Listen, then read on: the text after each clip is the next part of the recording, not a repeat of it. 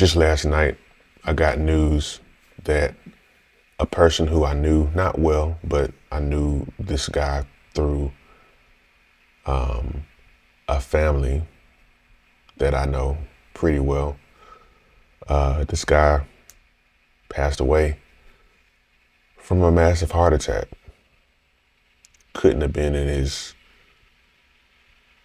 maybe his mid to late 40s, I'm guessing.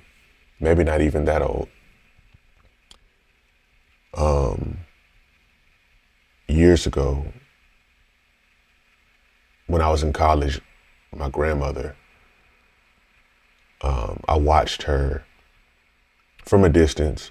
I watched her go through the stages of cancer, and she eventually passed away from that. It made a big impression on me. I remember as a kid, I was in my single digits for sure. I remember this minister from our church, the church I used to go to at that time, fell sick and eventually died of a digestive cancer. And I watched as he got sicker and sicker from a distance. And it made a huge impression on me because I had never seen that before. It actually, if I'm honest, it actually made me afraid.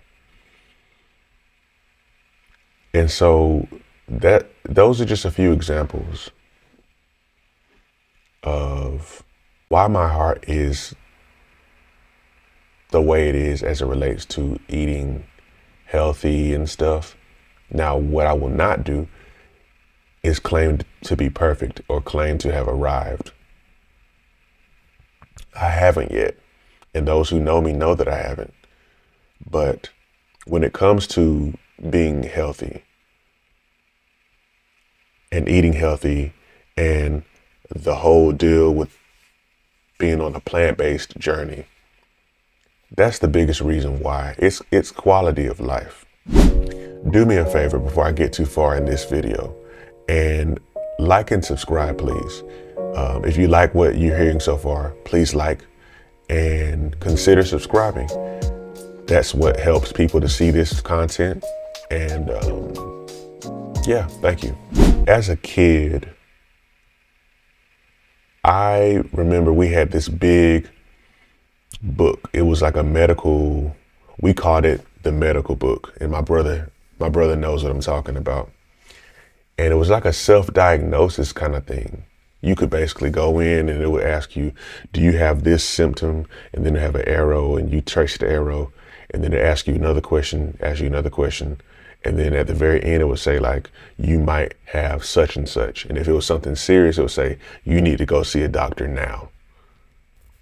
And I remember so many times reading that book and being scared so many times, like, oh Lord, this thing said I might have a lump, or this thing said I might have,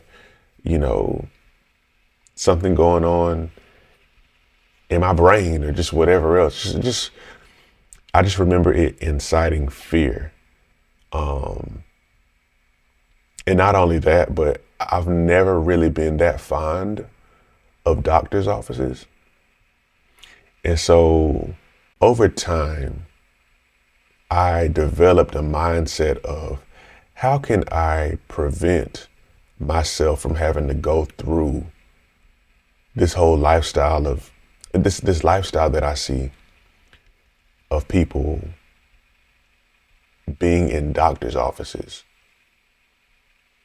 Because in the Black community, which I know pretty well, obviously, it just seems like it has been such a culture of certain kinds of things. People suffering with diabetes, obesity, heart issues, sometimes kidney issues, constantly being in somebody's doctor's office or hospital getting poked and prodded. Sometimes you hear about people going to the doctor or going to the hospital and never being the same after. And that's not to place a stigma on doctor's offices or hospitals, But those things, among other things, made me really think about whether or not I want to be a part of that culture of always having to go to the doctor for this and for that and to get a medication for this and that. You know the term practicing medicine, how doctors practice medicine? Think about that. They practice medicine. So that means that medicine in and of itself, by definition, is not a sure thing. It's being practiced. So essentially, I mean, granted, these people are educated to practice really well. So I'm not knocking it. Doctors and the medical system are great. But if the medical field is just practicing on people, then that means that it's not really a sure thing. People can be very, very certain, but not 100% sure of how they're treating you. So it just makes a lot of sense for us on an individual level to take charge of our health instead of making silly mistakes with our bodies and then trusting somebody to be able to fix it all up with a scalpel or some other medical instrument. Nah, man. I have been very motivated and inspired by stories of people who have, through a healthy diet, predominantly plant-based, flipped their health. A lot of people don't think it's possible, but I've seen so many stories and even had some personal victories of my own that have made me, I guess I say that have made me drink the Kool-Aid.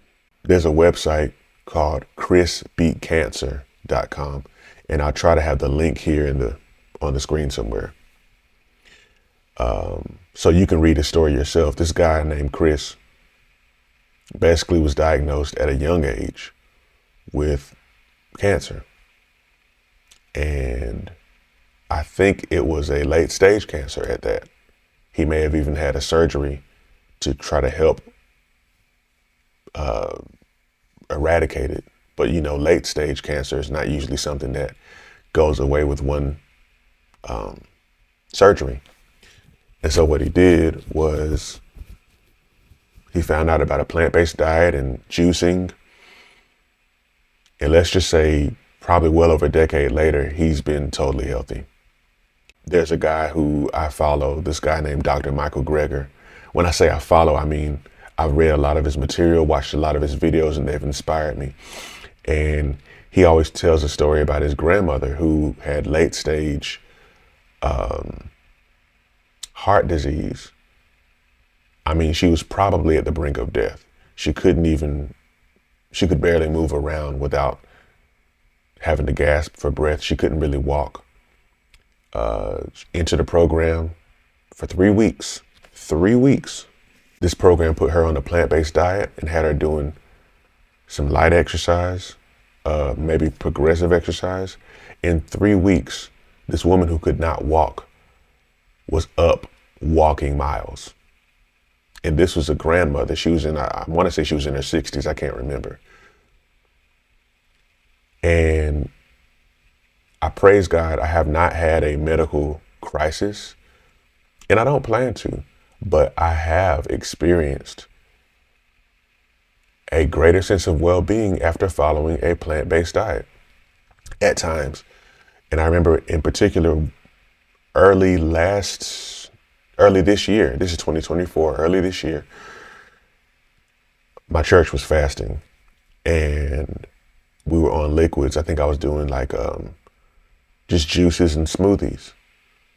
And I remember after the second or third day of having exclusively juices and smoothies, I'd had like a general kind of like creakiness in my joints that just went away. And one of my toes on my left foot, a long time ago, I injured it. And so on occasion when I walk, I feel like a little bit, just a little bit of a pain there. And when I tell you it went away, like it straight went away, y'all. And so I'm thoroughly convinced. Now, am I advocating for a 100% plant-based diet? Not necessarily, but I'm not thinking that far out. I do believe that there is plenty of evidence that suggests that a diet that's heavy in animal products is just not good for you. It's not, and I'm sure that people might try to convince me otherwise, but I've seen enough evidence both around me in scientific studies that a diet that is predominantly plant-based, even if it's not 100%, because I've heard that there can be some issues if you don't do that right. But a diet that is predominantly, like mostly plant-based, is very beneficial for your body and can reverse some things. So that's why it's a big deal for me. That's why I'm on this journey. Am I 100% plant-based right now? I'm not. But I place high value on it, and I have been a recipient of some of the benefits of it. And when it comes to longevity, when it comes to quality of life, when it comes to staying out of the hospital, when it comes to my loved ones being able to see me and benefit from me and me not being incapacitated, the truth is that we have some control in that. And I am determined to, let me just put it this way. A lot of people don't really know me for being an advocate for health, physical health and things like that, mental health and stuff. A lot of people know me because I'm a musician. I do rap sometimes, and I'm also an engineer. So people know me for those things. But I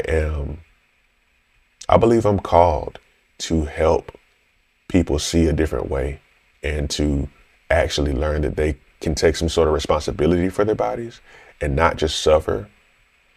And